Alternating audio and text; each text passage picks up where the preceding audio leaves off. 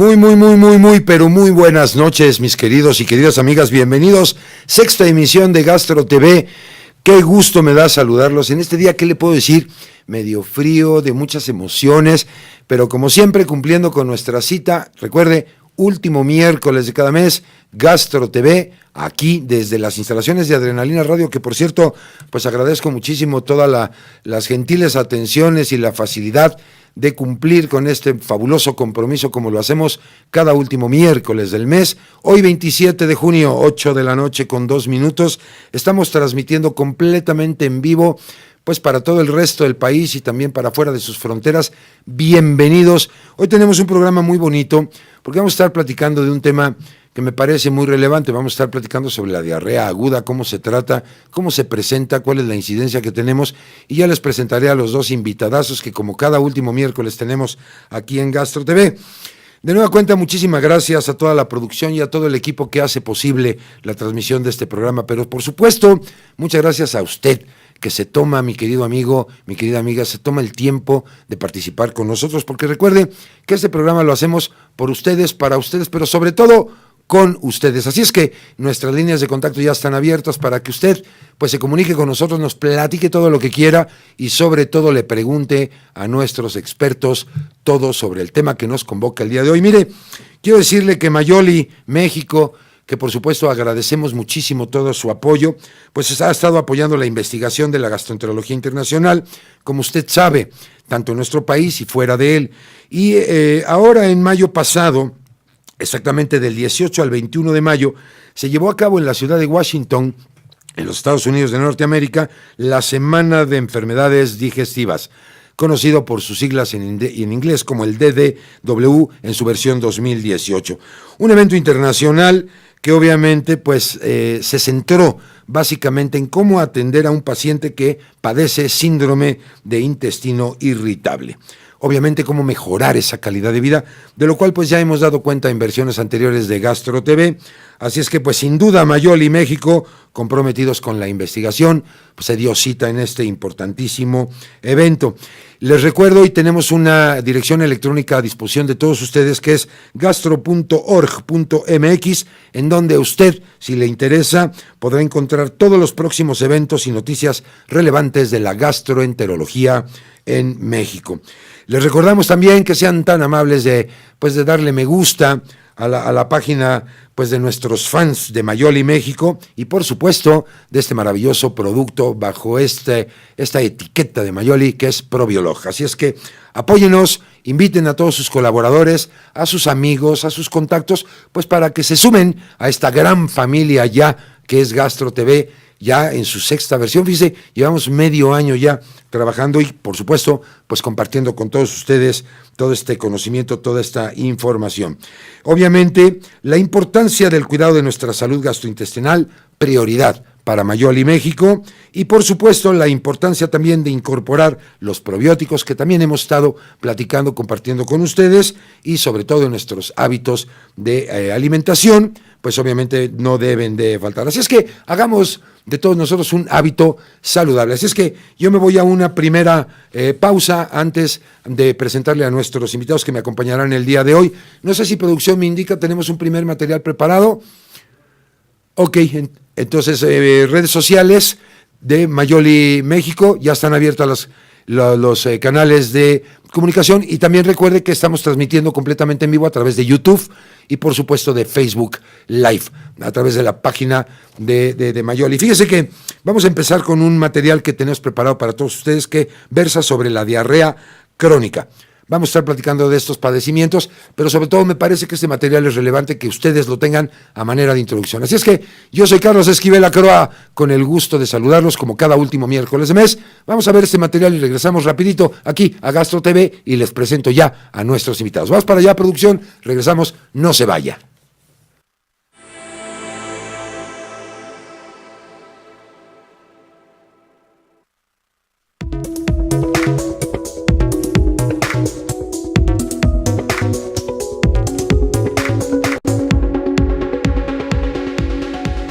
Diarrea crónica. La diarrea crónica es aquella que dura más de 4 semanas. Puede estar acompañada de otras manifestaciones clínicas como dolor abdominal, baja de peso, mala absorción de nutrientes, náuseas, vómitos o fiebre. Entre las causas están uso de laxantes, antiácidos, edulcorantes, medicamentos, toxinas y sustancias tóxicas. Enfermedades mal absortivas como enfermedad celíaca, tumores intestinales, infecciones entéricas, vasculares, trastornos de la motilidad intestinal como ocurre en el síndrome de intestino irritable. Debido a que las causas son múltiples y variadas, las diarreas crónicas se clasifican según el mecanismo que causa la diarrea. Así tenemos diarrea malabsortiva u osmótica. Estas diarreas son causadas por sustancias que han sido ingeridas y que no han podido ser absorbidas, por lo que una característica de esta diarrea es que tienden a mejorar con el ayuno. Esta es una diarrea predominantemente líquida y puede tener signos malabsortivos, grasa en las deposiciones. Diarrea secretora. Es típicamente líquida. Hay una activa secreción líquida hacia el lumen desde las células intestinales, en respuesta a un agente que estimula la secreción. En general, la diarrea secretora no cede con el ayuno, con excepción que el agente que provoca la secreción se esté ingiriendo. Diarrea inflamatoria. Las características de esta diarrea son el compromiso del estado general, pulso rápido, fiebre, dolor abdominal continuo y si hay afectación de colon, las deposiciones presentan mucus, pus y sangre. En general no ceden con el ayuno. Diarrea por alteración de la motilidad. En estos trastornos existiría un aumento de la motilidad como factor primario, lo que llevaría a un tránsito intestinal acelerado.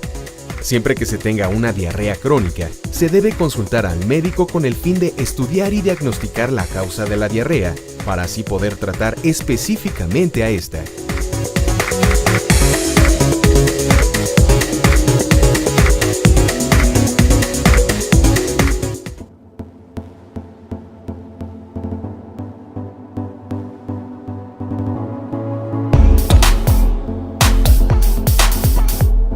De la noche con 8 minutos, tiempo del centro de la Ciudad de México. Y si usted, mi querido amigo, querida amiga, nos acaba de sintonizar el día de hoy, en esta sexta emisión de Gastro TV vamos a estar hablando sobre la diarrea aguda, cómo actuar ante este padecimiento y, por supuesto, pues las alternativas de cómo tratarlo. Ya vieron ustedes un primer material que se preparó para ustedes sobre la diarrea crónica. Me da muchísimo gusto recibir en esta mesa de trabajo y en este programa de Gastro TV a dos exponentes importantes en este sentido. Empecemos por las damas primero. Se encuentra conmigo la doctora Yunuen Rivera Suazo.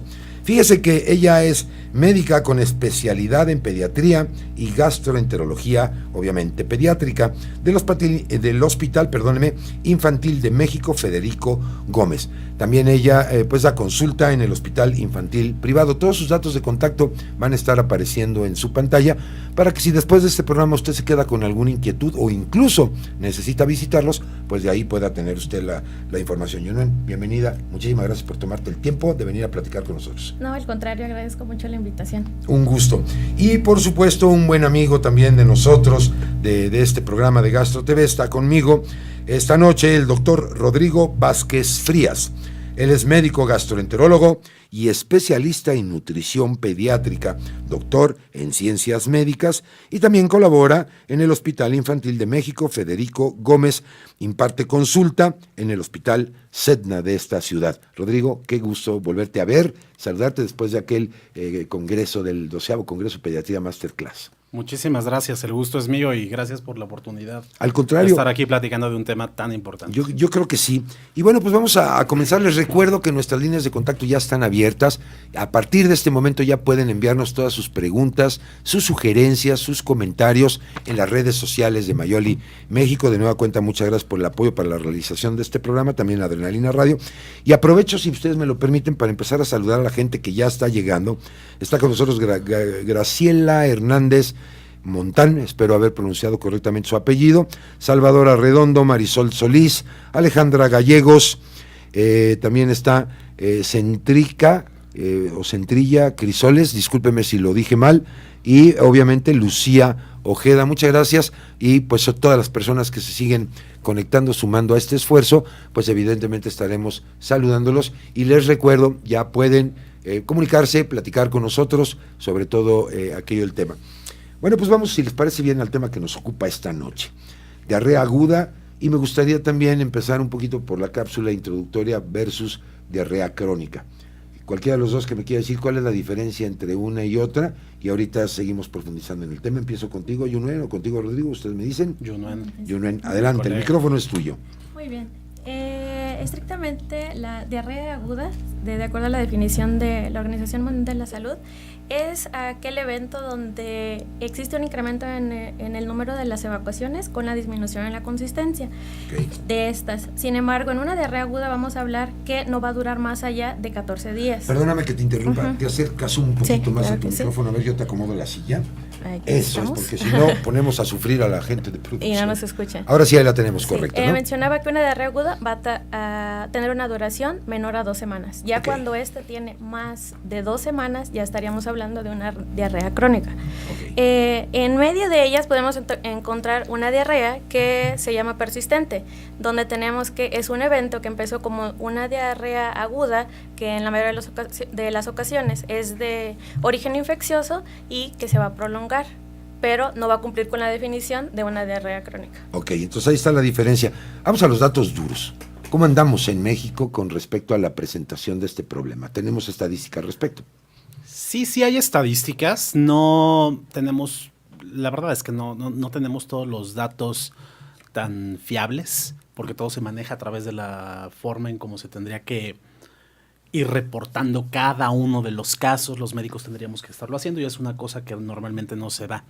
Pero fíjate que la diarrea aguda en México, si bien ya no es una de las principales causas, no está dentro de las 3 principales causas de morbimortalidad infantil, sí sigue siendo una causa importante de enfermedad, e inclusive afortunadamente ya no tanto de muerte, pero sí de mortalidad infantil y sobre todo en el primer año de vida. Ok.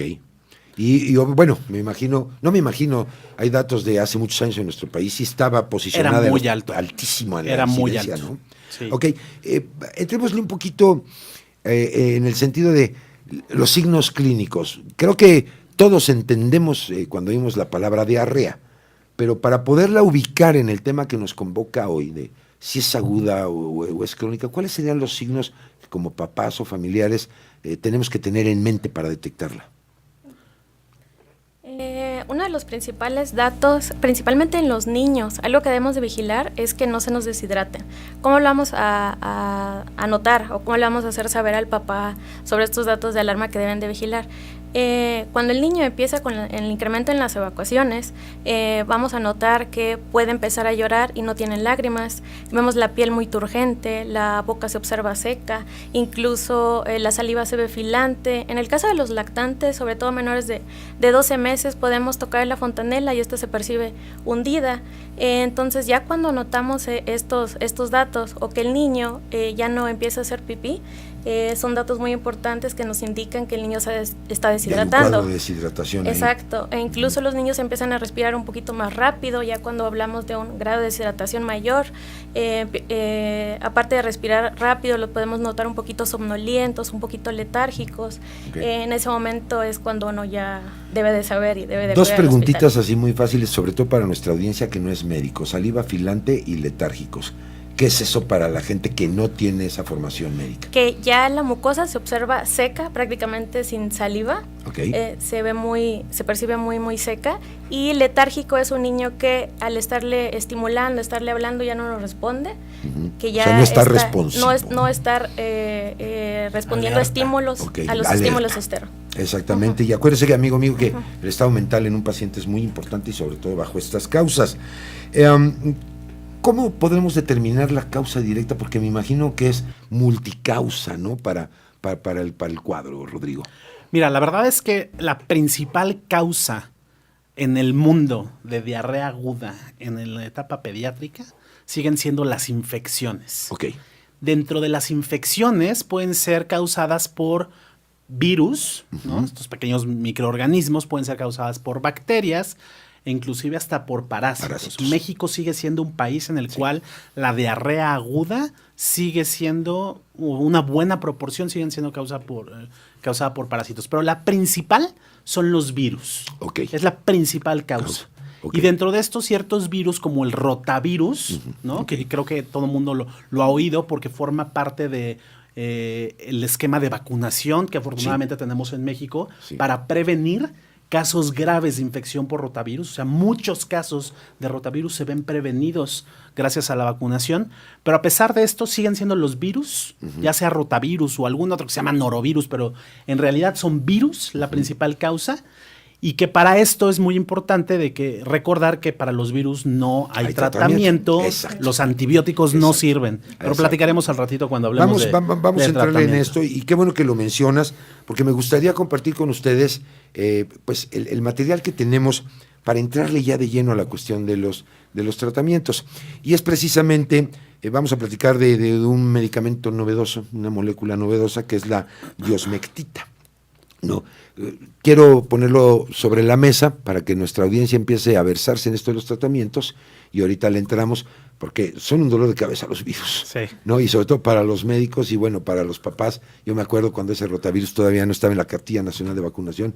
Híjole, qué preocupación y qué cosa tan espantosa. Pero si les parece bien, regresamos y retomamos este tema. Vale. No, yo los invito, mire, tenemos un cafecito nuevamente gracias a las Relaciones Públicas de Mayoli México, ya esta taza con logo y toda la cosa bonita. Nosotros vamos a este material, la diosmectita de Mayoli México y regresamos. ¿A dónde? ¿Cómo se llama este programa? Gastro TV. Gastro TV. Perfectamente, ya volvemos, no se vaya.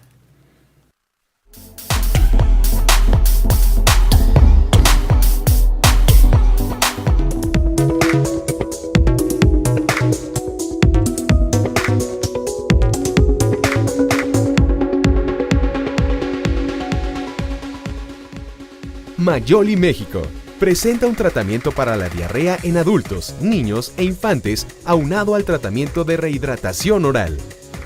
La diosmectita de Mayoli México reduce significativamente la permeabilidad intestinal de la salida de agua y con ello restaura más rápido la función normal de la mucosa. No interfiere con la absorción de agua y nutrientes. La diosmectita es radiotransparente, no pigmenta las heces y a dosis usuales no afecta el tiempo fisiológico del tratamiento intestinal. La diosmectita de Mayoli México viene en presentación de caja con 10 o 30 sobres con 3 gramos. El contenido del sobre debe ser mezclado para hacer una suspensión directamente antes de usarse. El tratamiento de la diarrea busca el control del síntoma y permitir que el paciente continúe con sus actividades normales. La administración de la diosmectita de Mayoli México cumple con este objetivo.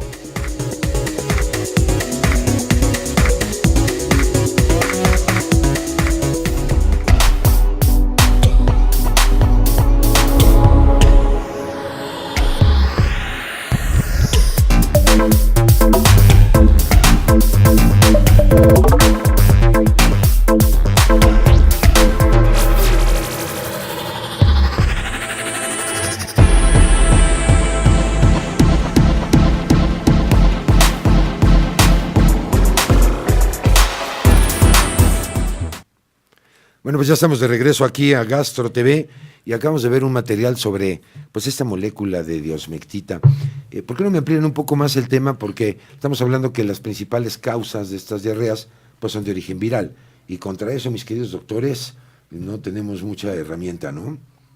Así es que cuéntamelo todo, Rodrigo.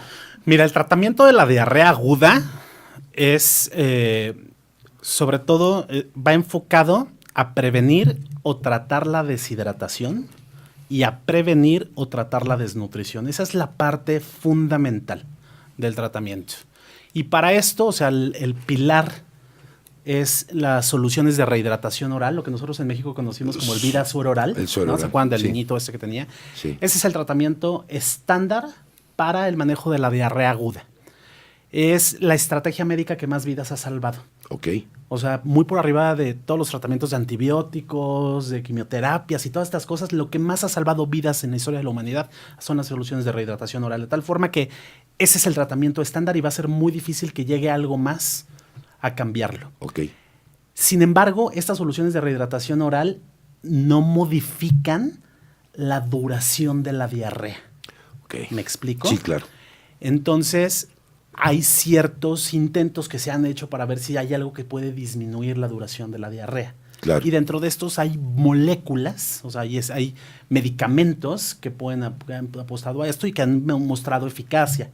Y hay varios, está como el rasecadrotilo, está la diosmectita, e inclusive los probióticos. Y cada uno de estos tienen indicaciones o tienen mecanismos de acción diferentes y que van apuntados a ciertas situaciones. Para que nos quede claro, Rodrigo, este tipo de tratamientos no van a matar al virus. No. Es decir, es un tratamiento de lo que conocemos los médicos como paliativo. No es estamos tratando signos clínicos. Estamos tratando signos clínicos. Exactamente. O sea, lo que va a tratar es disminuir Ok. la duración de la diarrea. Correcto. Pero no es un medicamento que vaya a atacar directamente al virus. Ok. Aunque la diosmectita presenta una característica en específico.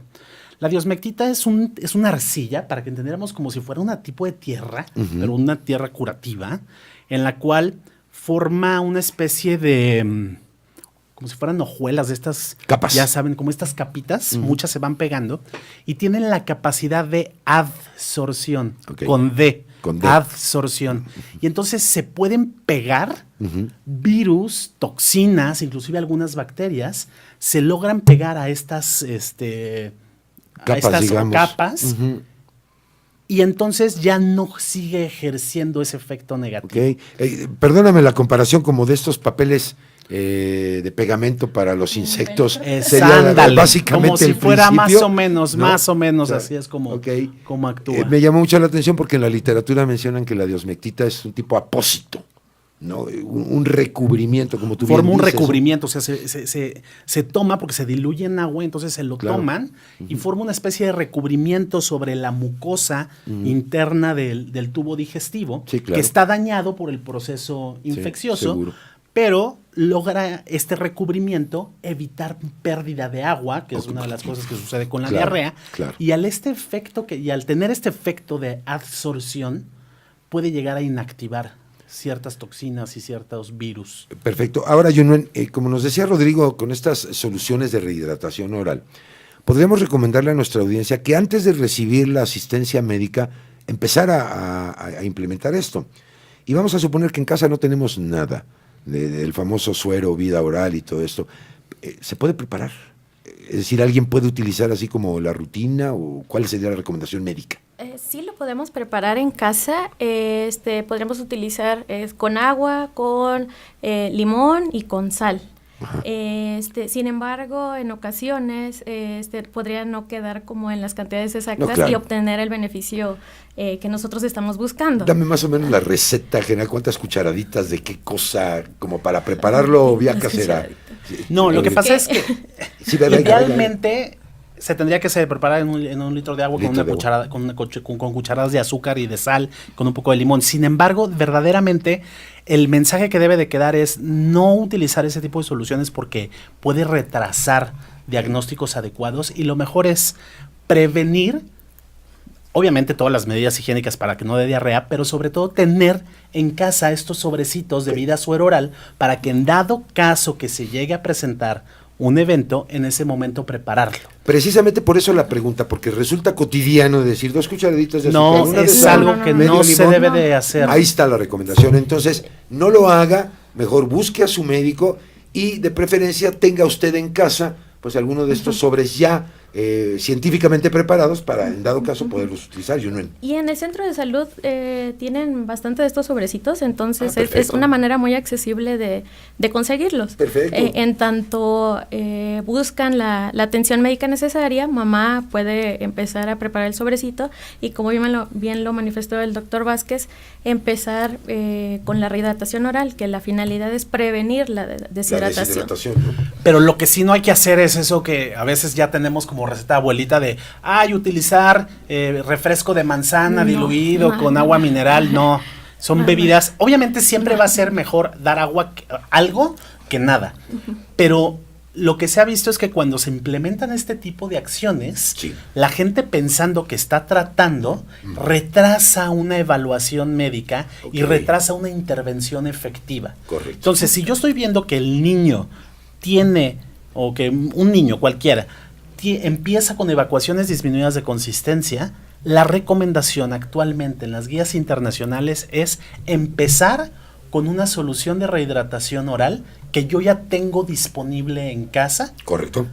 Para su adecuada preparación en lo que lo llevo a una evaluación médica. Y no está por demás darle la recomendación, no les empiecen a administrar ningún tipo de medicamentos o de estos antidiarricos sin el seguimiento, la asesoría de un profesional de la salud, como son los médicos que me acompañan esta noche, porque eso les complica muchísimo el cuadro, ¿no? Sí. Ok, vamos a ver precisamente hablando, quiero recapitular un poquito la consecuencia, digamos, es el cuadro de deshidratación, que incluso puede ser grave, Sí. ¿no? Entonces, en este sentido, tenemos un material preparado sobre deshidratación, si les parece bien, vamos a verlo y regresamos, y entonces vamos a seguir platicando de las medidas de prevención, ¿no? Esa filosofía médica maravillosa que mejor prevenir que curar. Así es que vamos para allá, regresamos rapidito aquí, Gastro TV, no se vaya, ya volvemos.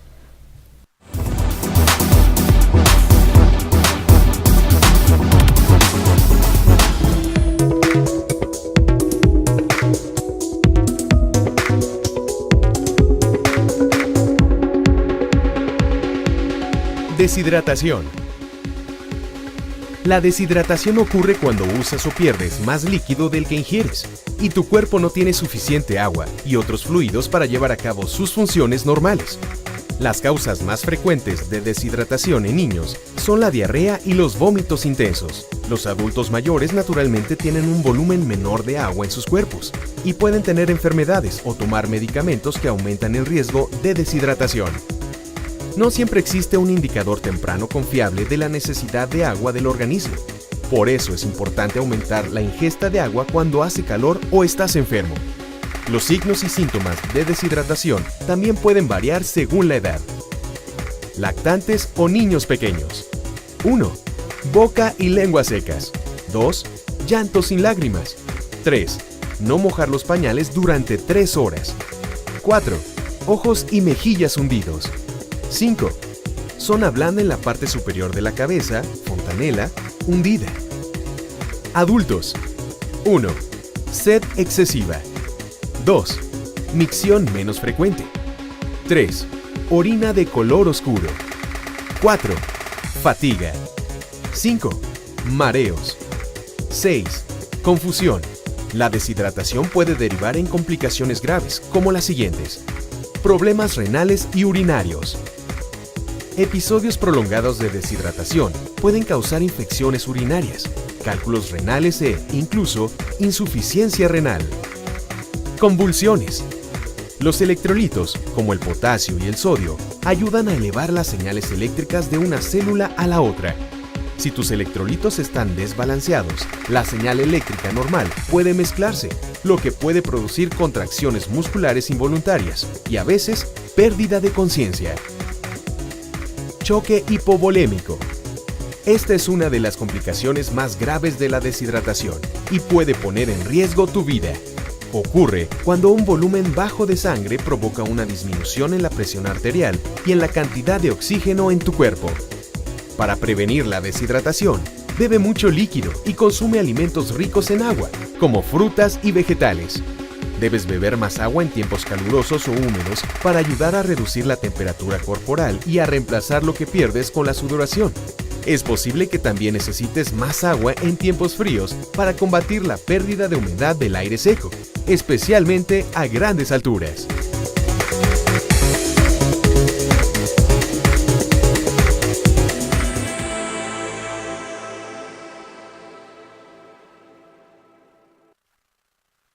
Bueno, ya estamos de regreso aquí en Gastro TV, 8 de la noche, 30 minutos, tiempo del centro de la Ciudad de México.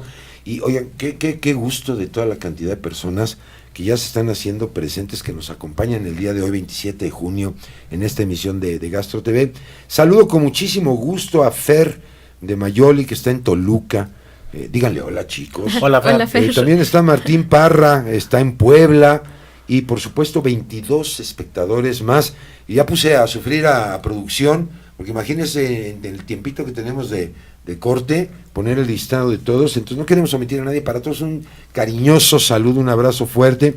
Y también ellos están a través del canal de YouTube y a través del canal de Facebook. Saludamos a Graciela Hernández Montán. Salvador Arredondo también está con nosotros. Hortensia del Ángel, bienvenida, Yuritsi Rivera, Marisol Solís, Alejandra Gá, Arturo Albarrán Alba, Jim Jagger, Magdalena Izquierdo, Raúl Silva Aldivia López, Daniel Ronquillo Vega, Yayalit RS, también bienvenidos, Jorge Torres, Yanina Varo, Rocío Moreno Vilchis, ella está en San Luis Potosí, fíjense. Saludos, qué padre. Janet García en Oaxaca de Juárez, qué gusto, un abrazo hasta allá.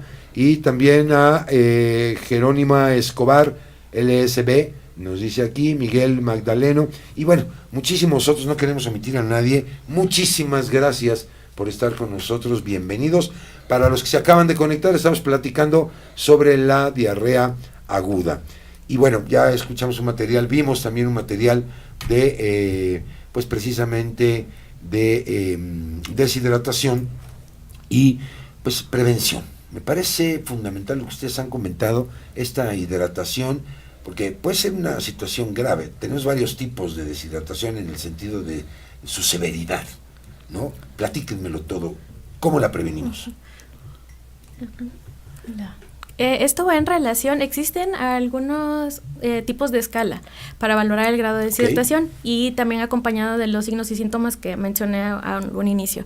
Estas valoran la pérdida de peso que se tiene y de acuerdo al porcentaje de esta es el grado que le vamos a dar al grado de deshidratación. Y esto va con la finalidad de valorar si podemos iniciar una terapia de rehidratación oral, ya sea valorando al paciente y dándole las indicaciones a mamá y a papá para que se vayan a casa, o para valorar si el niño se va a quedar ya sea en vigilancia por algunas horas, y en su defecto valorar si es una deshidratación grave, si es necesario incluso valernos de rehidratación por una sonda nasogástrica o incluso valorar la terapia por vía intravenosa. Entonces, he ahí la importancia como de detectar y saber con los signos y síntomas, y de los que mencionamos, ya cuando se trata de un grado de deshidratación grave, ya el niño tiene que iniciar terapia de hidratación con líquidos intravenosos, y de acuerdo a la edad y al peso que tenga el paciente, es la cantidad de fluidos que se van a administrar en X periodo de tiempo. Sería la dosis, ya sea si es menor de un año o mayor de un año, para pasarlo en 3 horas o 6 horas, ahí lo vamos valorando. ¿Sería correcto pensar una deshidratación que para los médicos se nos presente en porcentaje? Un más de 7, 8%, ¿eso sería correcto? Si un papá o una mamá, oye, su hijito anda sobre el 7, 8%, ¿lo ponemos en la etiqueta de grave? Es algo que se utiliza, es médico, pero estándar. Probablemente a los papás eso no le va a traducir nada. No, por eso la pregunta, porque muchas veces en hospitales te dicen, tiene un 8% de deshidratación, so what? Eso significa que hay, eso, o sea, es un 8% de pérdida de peso, y eso es sumamente, o sea, es importante. O sea, es un dato que a lo mejor no le hemos dado la importancia que tiene, el significado de la importancia que tiene. Sin embargo, aquí es un punto importante. Hay que prevenir 2 cosas. Uno es la prevención de la diarrea, y otra cosa es la prevención de la deshidratación. Que además es consecuencia cuando ya hay diarrea. Exacto. ¿No? En cuanto a la prevención de la diarrea, evidentemente las medidas que se llaman higiénicas son las que tenemos que seguir haciendo y que nos los han enseñado desde chiquitos, ¿no? Pero de verdad son las más eficaces. El lavado de manos de forma continua, antes de los alimentos, después de ir al baño, es algo sumamente importante. Y yo le agregaría algo, después de jugar con las mascotas. Por supuesto. Porque siempre se habla, lávate las manos antes y después de ir al baño, y se nos olvida que el niño está jugando con el perro y ya lo lengüeteó por todos lados, y eso a veces no aparece en nuestro esquema de prevención. Esto forma parte de todo lo de la higiene. Ok. El punto también es completar los esquemas de vacunación, porque es una enfermedad que se ha visto mermada, ha disminuido de forma importante gracias a la vacunación. Obviamente no significa que ya, porque vacuné a mi hijo, ya no se va a enfermar de diarrea, porque se puede enfermar por otro virus, y no el rotavirus. Entonces no pensar que aunque esté vacunado ya no se va a enfermar de diarrea, pero se disminuye muchísimo. Esa es la buena noticia. Y ahora quiero que me digan, esta temporada de calor es patética, porque obviamente los alimentos se descomponen con muchísima facilidad, muy rápido, y el otro elemento que quisiera que abordaran, la cuestión de desnutrición. Por un lado el golpe de calor también, y la desnutrición. ¿Qué hay al respecto? Mira, del golpe de calor, o sea, como tal, no es que se enfermen de golpe de calor como tal, pero sí entendemos el punto de que cuando hay estos eventos de calor, evidentemente es mucho más fácil que los alimentos puedan descomponerse. Sin duda. Y una de las causas por las cuales se puede presentar una diarrea aguda es esta que se llama, hay una traducción de un término que está en inglés, que dice que es inducida por los alimentos o por la descomposición de los alimentos. Okay. Si bien no es la principal causa a nivel mundial, sí es una causa frecuente y puede ser causa de brotes epidémicos que se pueden llegar a presentar. Entonces, no necesariamente porque haya mucho calor significa que se van a incrementar el número de diarreas agudas, pero pueden presentarse estos brotes de diarrea inducida por contaminación de alimentos. Por lo tanto, es muy importante pues mantener los alimentos en buen resguardo. Si tienen que estar refrigerados, tendrían que, mantenerlos así. Si ya están mucho tiempo fuera del refrigerador, tomar en cuenta estas situaciones de que probablemente el alimento se puede echar a perder mucho más frecuentemente. Y yo creo que hasta el hábito de consumo, ¿no? Porque mamá va al súper y va y lo primero que compra fue su carne refrigerada, anda en todo el súper viendo y luego sale y a la cajuela del coche y en lo que voy por los niños, lo que conocemos ya como esa cadena fría, ya se perdió. Exacto. Y a la mera hora, cuando llegamos a preparar todo esto, ya tenemos ahí un problema serio, ¿no? Sí, ¿Cómo ven? Sí, así es. Entonces, compre lo que va refrigerado al último. Sería la recomendación. Es un buen consejo. Sí. Así es, tengo producción. Vamos a tener todavía una cápsula más, ¿no? De golpe de calor. ¿Qué es eso de golpe de calor y sobre todo en estas temporadas? Y bueno, el consumo de alimentos en la vía pública, Yunuen. Sí. Lamentablemente tenemos esa costumbre como mexicanos. Sí, nos encanta, ¿no? Sí, y a veces condicionado también por la vida tan acelerada que en ocasiones no nos da tiempo de ir a llevamos. comer a casa, Entonces, ¿no? pues lo primero que encontramos y donde encontramos. Y en ocasiones, o en la mayoría de las ocasiones, no siempre es bajo las condiciones higiénicas que deberían de merecer, lo cual nos expone un poco más a adquirir este tipo de infecciones. Como ya mencionamos, la diarrea, la causa principal es infección. No, y digo, es delicioso el tamalito y el taco, y de repente se ha preguntado usted, ¿y dónde se lava las manos el señor taquero y a dónde va? ¿Al baño? Pero bueno, vamos a regresar y retomamos este asunto. Perfecto. Las tolvaneras es otro fenómeno importante. Y bueno, vamos a ver precisamente este material sobre golpe de calor, también para entender un poco cómo se presenta y cómo lo prevenimos. Y regresamos ya a nuestra recta final de Gastro TV para las conclusiones de mis invitados de esta noche. No se vaya, ya volvemos. Vámonos a ver esto, golpe de calor. ¿Dónde? Gastro TV. Regresamos.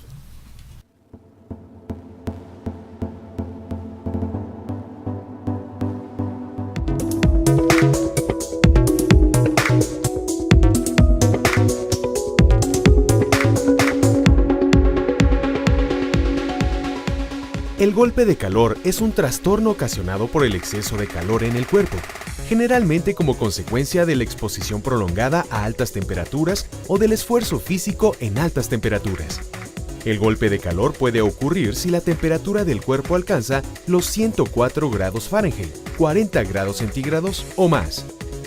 El golpe de calor sin tratar puede dañar rápidamente el cerebro, el corazón, los riñones y los músculos. El daño empeora cuando más se retrasa el tratamiento, lo que aumenta el riesgo de sufrir complicaciones graves o la muerte. Si crees que una persona puede estar sufriendo un golpe de calor, busca ayuda médica. Llama al 911 o al número local de servicios de emergencia. Toma medidas de inmediato para enfriar a la persona afectada mientras espera el tratamiento de emergencia. Colócala en una bañera con agua fría o colócale toallas húmedas y frías sobre la cabeza, el cuello, las axilas y la ingle. Por otra parte, evita el golpe de calor durante el clima caluroso con estas medidas. Usa vestimenta holgada y liviana. Protégete contra las quemaduras solares. Utiliza un protector solar cada 2 horas o con mayor frecuencia si nadas o sudas. Bebe mucho líquido. Le ayudará a tu cuerpo a sudar y a mantener una temperatura normal. Esta es una causa frecuente de muerte asociada al corazón en niños.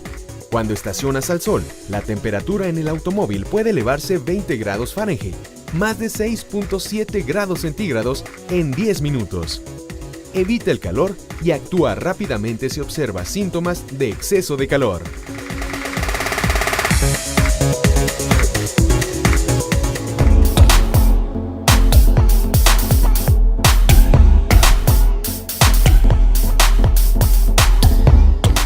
Estamos aquí de regreso en Gastro TV y pues para la recta final sobre este tema que nos convocó hoy, diarrea aguda. Estábamos en la cuestión de prevención y todo esto que se está presentando. Nos encanta andar comiendo en la calle, por si usted nos acaba de sintonizar. ¿Qué más recomendaciones podríamos tener en esto? Hablábamos de tener los alimentos refrigerados paseando por todos lados, el mercado sobre ruedas. Digo, es delicioso ir a comprar a los marchantes ahí, pero la cadena fría, Rodrigo, eso me parece fundamental, ¿no? Digo, hay que recordar que no podemos estigmatizar y decir, no, nunca podemos comer en casa, porque no es hay de objetivo. lugares a lugares, hay que estar viendo pues, en dónde se puede comer, pero sí Seguro. tomar en cuenta que hay que procurar los lugares que tengan mejores medidas higiénicas en general. Y hay que recordar que tenemos una microbiota, que son todas estas, la flora intestinal, como se conoce en general, que nos puede proteger a pesar de que podamos consumir alimentos contaminados, porque todos comemos bacterias en la lo que preparación. decimos cotidianamente, soy panza todoterreno. Claro, ¿no? Aguantamos todo. Entonces nos ayuda a tener una buena alimentación, favorece una buena microbiota y esto nos previene infecciones. Perfecto, ahí está una buena recomendación. ¿Qué otra, mi querida Yulman? Para prevención, sobre todo en los lactantes, no debemos olvidar, tenemos que fomentar la lactancia materna. Okay. Ya que en ocasiones cuando les dan fórmula, el hecho de estar preparando la fórmula, en tanto si el biberón está limpio, si la mami se lavó las manos, entonces con esto sí pueden favorecer el cuadro de infecciones diarreicas. Entonces también se ha visto que los niños que son durante mayor tiempo alimentados con lactancia materna disminuyen los episodios de diarrea agudo, sobre todo en este periodo tan temprano de la vida. Sí, hay un nivel de resistencia mayor y además creo que se favorece muy bien el establecimiento de esa microbiota. Por supuesto, la leche materna es el mejor alimento para la microbiota y tiene miles de ventajas, de tal forma que coincido completamente con la doctora Rivera acerca de que tenemos que favorecer la lactancia materna en la etapa de los lactantes. Claro, y bueno, pues sobre todo, pues esta prevención que ya ustedes han estado haciendo mucho énfasis, tener los sobrecitos de rehidratación en casa, que además son gratuitos, los entregan en todo el Sistema Nacional de Salud. Así es. Ahí los puede usted conseguir. Tenga siempre, no sé cuántos, los que usted quiera, pero que haya en casa. Sí, la recomendación internacional es que si tenemos niños menores de 5 años, tenemos que tener ahí en el sobrecito. Sí, yo me acuerdo que viajábamos con mis hijos desde chiquitos, ibas al hotel, ibas con el esterilizador de mamilas y de los chupones y el agua y todo para prepararles los biberones, que era el caso, ¿no? Sí. Y entonces, bueno, y sobre todo, pues, evitarnos estos, ya lo comentabas tú, Rodrigo, remedios de que el tecito, el refresco de manzana, etcétera. Nada o sea, lo único recomendable es las soluciones de rehidratación oral, que ya por mucho. Sí. Si no, a lo mejor agua. De plano. O sea, en lo que lo voy llevando. En lo que hacemos algo. En lo que voy llevando a que lo valore un médico, lo voy llevando al consultorio o al hospital. Pero nada de refrescos, nada de bebidas. Qué bueno que tocas ese punto porque es lo que les quiero preguntar. ¿Es mito, leyenda urbana o tiene algo de realidad de darle un refresco de cola al niño porque esto va a parar la realidad? Y es bien arraigado en nuestro medio, ¿no? Por ejemplo, las bebidas para deportistas, aunque los anuncien que tienen electrolitos como sodio, potasio, realmente es una mínima cantidad comparado con los sueros de rehidratación oral. Además de que, por ejemplo, si comparamos la osmolaridad de un jugo de manzana, por ejemplo, tomando en cuenta la de las soluciones de rehidratación oral, que es alrededor de 245, un jugo de manzana está alrededor de 600, 700. Una bebida para deportistas alrededor de 700, entonces sería más del doble. Con lo cual, con la carga tan importante de solutos que tiene, esta podría incrementar incluso las evacuaciones y prolongar la diarrea. De cola, tómate una bien fría y con eso te quita, ¿no? No, ese no tiene prácticamente nada de sodio, tiene un poco de potasio y o sea, no ayuda, no sirve de nada. Okay. Y puede empeorar, porque puede incrementar la diarrea. Exacto, ¿no? Y eso sí preocupa muchísimo, porque pensamos que estamos haciendo un bien y ¿cuál? Todo lo contrario, ¿no?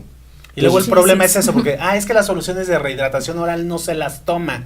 Entonces mejor le doy la bebida esta rehidratante para deportistas, ¿no? Sí, claro. No, porque esa bebida está hecha para rehidratar por deporte, por pérdidas por sudor. Claro, no es por otra pérdidas cosa. por diarrea, es otra cosa. Exacto. Y ya nos platicaban que principalmente las causas son infecciosas. Sí, claro. Hay un bicharajo ahí que está dando problemas. Me llamó mucho la atención lo que dijiste de la osmolaridad, porque algunas diarreas son clasificadas como osmóticas. Y obviamente poner un desequilibrio mayor con este tipo de bebidas, es un cortocircuito, doctores. Sí, Exacto. se va a prolongar, Se va a prolongar. va a empeorar el cuadro. Ajá, y bueno, Sí, pues ya sí. después ahí están las consecuencias y un grado de deshidratación mucho más Sí, severo, sí, sí. y los médicos pues ahora sí que Sí. un cuadro más complicado, ¿no? Sí. Y un niño que está deshidratado, aunque nos parezca que el suero de rehidratación oral es muy salado, un niño que está realmente deshidratado se lo bebe con avidez, no siente el sabor porque realmente su cuerpo lo necesita y lo está pidiendo. Claro, Sí. claro. Ahora, los alimentos. ¿Cómo alimentar un niño que tiene diarrea? Porque también ahí se cuecen habas, decía mi abuelita, ¿no? No sé que si las dietas del pollito y el arroz cocido, y bueno, recetas van, recetas vienen. ¿Cuál es la recomendación médica de dar alimentación a un niño que tiene diarrea? Primero, no vamos a suspender la alimentación, debemos de continuar la alimentación normal. Tradicional. Ok, Cero, eso es bien importante. cero ayuno, porque hemos visto que tiene diarrea, lo dejó en ayuno. Exacto. Y con esto se favorece que perdamos ciertas tijeritas, por ponerlo de alguna manera, que tenemos en el intestino. Entonces ya una vez que reiniciamos la alimentación posterior al periodo de diarrea, incluso pueden cursar con ciertas intolerancias. Entonces hay que continuar la alimentación habitual, continuar la lactancia materna, que no dar en mayor cantidad los caldos, igual lo que mencionamos de las bebidas. ¿Qué más podríamos mencionar? Hay gente que menciona, perdón, adicionar fibra a las dietas. ¿Esto ayudará, Rodrigo, o es leyenda urbana? No, en general digo, no hay mayor problema. O sea, A sí ver. podría llegar a funcionar. Se sabe que, por ejemplo, ciertos cereales que funcionan Sí. como fibras, como si fuera el cereal de arroz, Ajá. tiene la capacidad de como que de ser astringente, ¿no? Astringente. Ese término Sí. que nos gusta. Sí. Inclusive otra forma de rehidratar o alterna a las soluciones de rehidratación oral es el atole de arroz. Exacto. Y hay estudios que han demostrado la eficacia del atole de arroz. No el atole de arroz que compramos en la esquina, que tiene muchísima carga de azúcar, Sí. que tiene canelita. Sí. Es Y un que lo atole que de menos arroz. tiene realmente es arroz. Exacto, no, específicamente que se puede realizar y que pueden encontrar cómo se pudiera llegar a preparar. Aquí el punto o el mensaje es que antes se pensaba que el niño que tenía diarreíta enfermito lo tenemos que dejar en ayuno o le tenemos que dar caldito de pollo. Sí, eso. ¿No? Pura Exacto. agüita. Sí. Los caldos no alimentan. Y como lo había comentado al principio, el tratamiento de la diarrea aguda tiene dos objetivos. El primero es prevenir o tratar la deshidratación, pero también prevenir o tratar la desnutrición. Ok. Porque muchos niños que están con diarrea pueden evolucionar a que por esa diarrea empiece un proceso de desnutrición, Válgame la Dios. cual puede persistir. Sin duda. Entonces es importante que no se deshidrate y que no se desnutra. Por eso es soluciones de rehidratación oral, Ok. y en cuanto ya está rehidratado, su alimentación normal, leche materna. Perfecto. O su alimentación habitual. Habitual. Ahí está la recomendación. No los dejen sin comer. Es falso el decir que suspendan su alimentación porque eso va contra la diarrea. Ya lo oímos en voz de los expertos. Denles de comer. Si es un lactante, pues continúen con el amamantamiento, obviamente con la leche materna y, por supuesto, todas estas medidas de prevención de deshidratación. Ahora, déjenme brincar al otro lado de la línea. Vamos a pensar una diarrea bacteriana, ¿no? Escherichia coli, colibacilosis o salmonela, ¿no? Donde hay toxinas involucradas, el cambio de la permeabilidad intestinal y por lo tanto la pérdida de agua del intestino.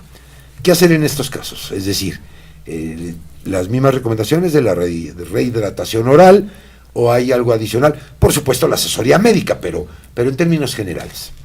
No tenemos, cuando el niño empieza, no hay ciertos signos y síntomas que nos orienten para ver si es por causa bacteriana o viral, ¿no? Entonces, al final del día, el tratamiento es el mismo. Okay. Si la diarrea viene acompañada de moco, de sangre o algún otro, de fiebre alta, podemos apoyarnos de un coprocultivo y con el resultado del coprocultivo en mano, yo inicio un tratamiento antibiótico dirigido y no a ver a qué le pego. Sí. Porque en ocasiones el uso de ese antibiótico, cuando sabemos que la mayoría de las ocasiones es viral, también favorece el incremento en las evacuaciones y prolonga la duración del cuadro. Okay. Además de que esto nos va a alterar la microbiota intestinal y un niño no se va a curar, los padres se van a desesperar, lo van a llevar al médico, le van a dejar otro antibiótico. Entonces, un cuadro que se iba a resolver tal vez en menos de una semana, ya se prolongó a 2-3 semanas. Okay. Y ese es un punto sumamente importante. Claro. Porque muchas veces tendemos a que tiene una diarrea, yo sé que es infecciosa, y tenemos en el colectivo, en la gente, es infección, antibiótico. Y eso es un error garrafal. Sin duda. Sobre todo porque mucho de lo que nos va a proteger y a mejorar ese proceso de diarrea es nuestra propia microbiota. Claro. Y los antibióticos, uno de los efectos adversos que tienen es afectar esa microbiota. Entonces, a pesar de que, más bien, además de que estoy tomando un antibiótico que no va a ir a matar al virus, está matando a las bacterias de nuestra flora intestinal que iban a ayudar a proteger esto. Y es que se no discrimina entre buenas y malas. Claro, ese es el punto. Y un punto importante, muchos de los antidiarreicos que se venden como antisépticos, dicen, esto no es un antibiótico. Sí son antibióticos, mal llamados antisépticos, que son de uso cotidiano, que cualquiera puede ir a comprar en una farmacia, que están a libre venta, van, se lo toman y eso va, en la inmensa mayoría de las ocasiones, a empeorar el cuadro. Y sobre todo de utilizar las sales de bismuto, ¿no? Que también es muy arraigado. Sí, claro. ¿No? Yo creo que aquí, a lo mejor independientemente del daño que pudieran o no generar, el mensaje es, no se automedique. Pregúntele al especialista, ya les dieron permiso de usar la rehidratación oral. Ese es el punto. Ese es el punto.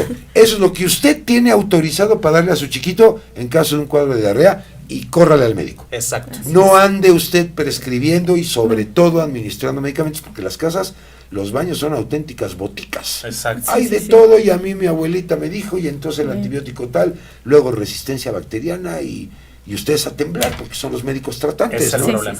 ¿No? Entonces sí, hagamos conciencia de estas circunstancias que escuchamos hoy en voz de nuestros especialistas. Reflexión, conclusión final, porque el tiempo en radio y en televisión es inexorable y ya se nos fue el tiempo. Algo que me quieran agregar de mensaje a nuestra audiencia, adelante. Pues mira, el punto es prevención. Okay. Ya lo habíamos mencionado. Ya lo platicaron. Una de las principales formas o una de las cosas más eficaces para prevenir infecciones gastrointestinales en los lactantes es la leche materna.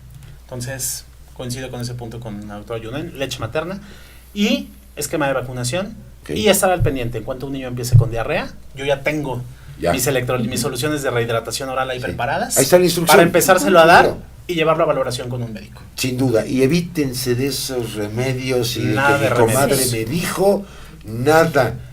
Rehidratación oral, que es la autorizada por los expertos y al médico. Muchas gracias, Rodrigo, por habernos acompañado. Gracias a ti. Un placer. Juno, en tus conclusiones. Muchas gracias. Aunado a esto, no automedicarse. A pesar de que ya está un poquito más controlado el uso de antibióticos, aún así a veces no concluyen el tratamiento y siempre el paciente o el familiar del paciente insiste y el antibiótico, no le va a dar el antibiótico. Entonces, sí le hago una invitación a toda la audiencia de, por favor, siempre vayan con su médico de primer contacto y en tanto ya iniciaron la rehidratación oral, continuar su alimentación habitual, no automedicarse, y esperar que el propio sistema ¿no? Que se defienda y que el niño se defienda, que en la mayoría de los casos es así. Sucede, así es. Entonces, solamente... pues muchas gracias, Juno. Antes de irnos, tengo una pregunta de alguien de la audiencia que me parece relevante que ustedes la aborden. ¿Es cierto que la glucosa puede incrementar o favorecer la diarrea o es mito también? O sea, la glucosa que está contenido en algunas bebidas, cuando la glucosa está incrementada, sí. Es decir, la glucosa se necesita, hagan de cuenta, la glucosa es el azúcar que hace que, para que dentro de la célula intestinal se meta el agua, se tiene que meter glucosa y sodio. Sí, ¿no? Sal y glucosa, para que arrastre agua dentro del cuerpo. Claro. Pero si yo doy glucosa en exceso, eso crea mayor osmolaridad y entonces la diarrea se incrementa. Claro, o sea, es cierto. Sí. Entonces, evitemos este tipo de cosas. ¿Glucosa en exceso? Sí. Y ya decían ustedes, no refrescos, no este tipo de bebidas, no controlan la diarrea. ¿Qué Esa es más el- necesitamos saber? Esa es la razón por la cual no refresco sino Pero me lo dijo No, mi obviamente. comadre y a veces le hacemos más Gracias. caso a mi comadre que al médico. En ¿no? ocasiones es Increíble, ¿no? Oiga, pues chicos, muchísimas gracias. Yo los voy a dejar con un material más ya para despedirnos, que es precisamente sobre salmonelosis, lo que estábamos platicando, para que ya cerremos con broche de oro. Y bueno, no sin antes agradecerles a los dos. Muchísimas Rodrigo, Yulén, gracias. Muchas ha sido un gracias. privilegio platicar con ustedes. Muchísimas gracias. Ojalá no sea la última vez. No, y en nombre de este gran equipo de producción, en nombre de Mayoli México, de Adrenalina Radio, muchísimas gracias a todos los que hicieron posible la transmisión de esta sexta emisión de Gastro TV, pero sobre todo gracias a usted, querido amigo, querida amiga, que manifiesta este interés por saber y que el último miércoles de cada mes, recuerde, tenemos una cita usted y yo. ¿Dónde? Aquí en Gastro TV. Mayoli México, muchísimas gracias por hacer posible el llevar esta información de expertos a nuestra audiencia, tanto a los colegas médicos como al público en general. De nueva cuenta, muchísimas gracias. Muchas gracias a ustedes. Yo soy Carlos Esquivel Lacroix, agradeciendo el favor de su atención. Los espero el próximo último miércoles del próximo mes y ya estaremos platicando con un tema más apasionante de la gastroenterología en nuestro país. Así es que, de nueva cuenta, muchas gracias. Los dejo con este material, salmonelosis. Que pasen una maravillosa y feliz noche. Hasta la próxima.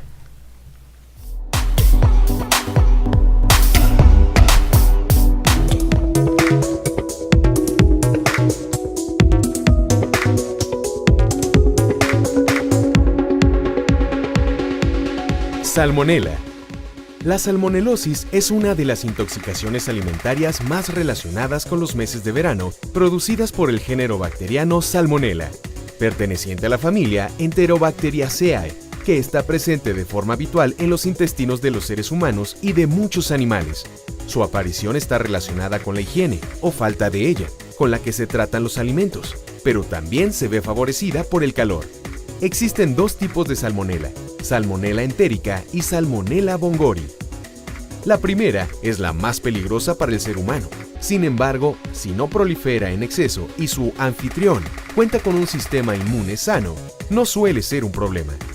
El principal reservorio de salmonela son las aves de corral, el ganado vacuno y el porcino. Por lo tanto, son fuentes de infección importantes las carnes de estos animales y los huevos.